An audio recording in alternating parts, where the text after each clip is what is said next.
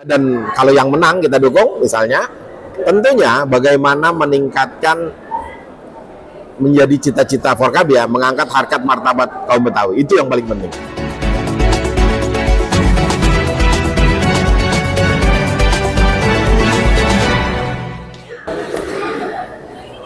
Kegiatan ya rapat kerja DPD Forkabi ya. Bang, apa rapat kerja ini bang? Tujuannya bang? Tujuan utamanya? Pertama kita konsolidasi ya seluruh pengurus DPC sekota Depok ya, dari 11 DPC plus perwakilan dari ranting-ranting. Apa topik utama yang dibahas dalam rapat kerja ini? Pertama, kita ingin memberikan penguatan di dalam berorganisasi itu sebenarnya. Itu yang pertama, penguatan berorganisasi. Kedua, seluruh pengurus punya visi yang sama, bahwa Forkabi harus satu kata dalam menentukan sikap berorganisasi. Dan yang ketiga juga kebetulan di dalam rakar ini adalah kita menyatakan sikap politik Forkabi terhadap keberlangsungan nanti pilkada yang akan dilaksanakan mulai tanggal 27 Agustus. Oke, apakah ada perubahan signifikan dalam arah kebijakan yang diambil setelah rapat kerja ini? Oh, tidak ada. Kalau Forkabi pasti komitmen lah. Apa yang sudah menjadi sebuah kesepakatan bersama itu menjadi pegangan yang mutlak buat Forkabi gitu. Bagaimana bang peran masing-masing pengurus dalam mendukung capaian target yang telah ditetapkan bang? Kalau kita bicara pemetaan politik gitu, karena kita semuanya sudah tersebar di 11 kecamatan pengurus. Artinya nanti mappingnya kita akan bangun konsolidasi. Setelah itu kita bikin pemetaan. Setelah pemetaan baru bisa terlihat kekuatan dari unsur Forkabi dan di luar Forkabi nanti bisa terlihat. Karena Forkabi ini kan memang organisasi yang memang ya alhamdulillah diterima di tengah-tengah masyarakat. Artinya tidak hanya pengurus, tidak hanya anggota, tapi masyarakat luas lah.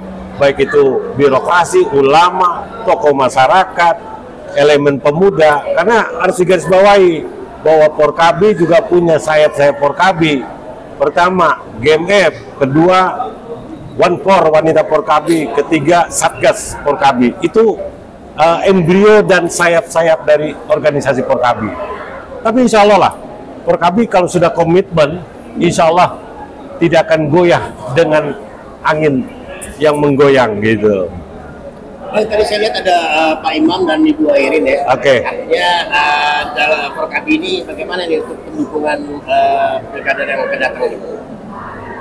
Oh jelas bro, kita sudah bikin statement politik kok, bahwa seluruh pengurus DPD, DPC, bahkan tadi disaksikan kan, ketua sekretaris DPC itu sudah menyatakan sikap dukungannya utuh kepada Imam Ririn untuk memenangkan di 2027 November nantinya.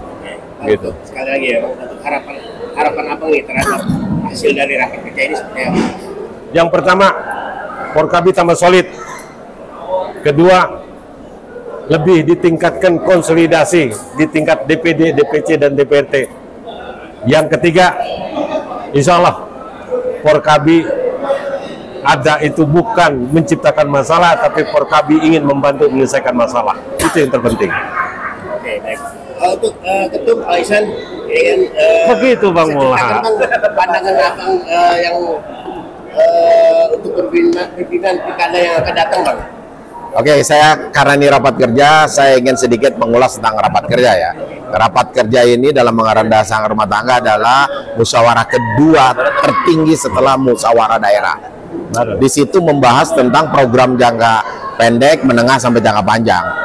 Pada hari ini, ya tepatnya Jumat 23 Agustus, karena menjelang pilkada, pendaftaran tanggal 29 nanti, 27 sampai 29. Ya.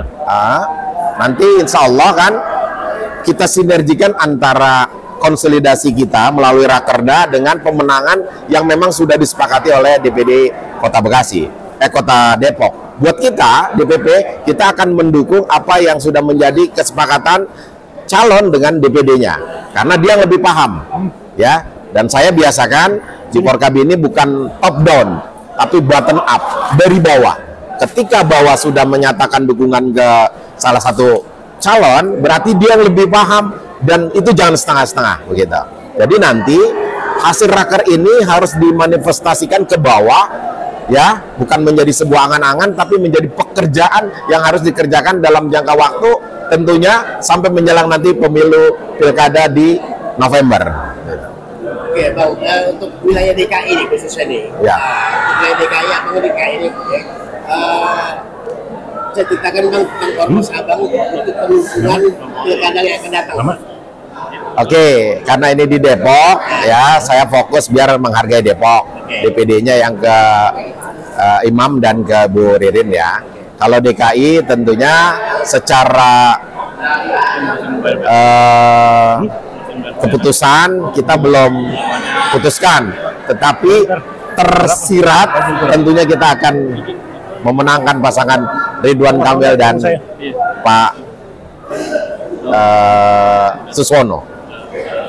Oke, Bang, bagaimana Bang ormas Abang memastikan bahwa anggota dan simpatisan tetap netral dan tidak terpengaruh politik uang? Ini penyakit ya, politik uang ini penyakit. Ya mudah-mudahan ya makin sering kita ikut pilkada, kita makin dewasa lah memandang pilkada. Makanya tadi dalam sambutan saya bilang, kita jangan berpikir dapat apa yang cuma sedikit ya. Coba ke depan kita bicara tentang konsep yang lebih dalam. Misalnya nanti di Balik bagaimana mengusulkan ya hal-hal yang menguntungkan kaum Betawi misalnya, baik dari budaya, sosial, politik dan lain-lain gitu. Mudah-mudahan dengan tadi saya memberikan arahan dalam raker, teman-teman itu paham ya bahwa politik ini harus dimaknai sebagai sebuah election atau pemilihan yang bermartabat. Gitu kuncinya. Oke, Bang, harapannya ya kan terhadap calon kepala daerah yang akan datang kedepannya seperti apa? Dari orang Pertama tentunya ya, karena saya ormas, kita ini ormas kedaerahan ya, kita berharap para kepala daerah yang nanti akan ikut pilkada dan kalau yang menang kita dukung misalnya, tentunya bagaimana meningkatkan menjadi cita-cita Forkab ya, mengangkat harkat martabat kaum Betawi, itu yang paling penting ya. Karena begini, kalau kesejahteraan sudah ada, tentu yang ada di masyarakat semuanya akan keangkat, termasuk kaum Betawi kan. Jadi kesejahteraan itu paling utama ya. Setiap daerah problemnya beda-beda. Kalau DKI kan pasti banjir, macet ya, kebisingan ya, atau polusi udara. Mungkin kalau di Depok beda, lebih kesejahteraan ya. Nah, dan visi misi Forkab kan mengangkat harkat martabat melalui apa, keagamaan yang lebih intens ya, biar orang Betawi ini agamis ya, jangan sekuler, jangan ke kiri gitu kan, harus agamis. Karena engkong-engkong kita itu mengamanatkan itu, makanya dari dasar kita merojol aja kita disuruh ngaji sama orang tua kita kan. Nah kedua, kesejahteraan itu entrepreneur ya, bagaimana orang Betawi ini juga harus berpikir bagaimana menjadi entrepreneur gitu. Jadi kalau orang mana-mana berusaha di sini, orang Betawi jangan alergi, harus coba gitu. Si dia kan menjadi entrepreneur gitu, pengusaha itu yang paling penting. Oke, baik, terima kasih atas waktunya. Ya, makasih. Assalamualaikum.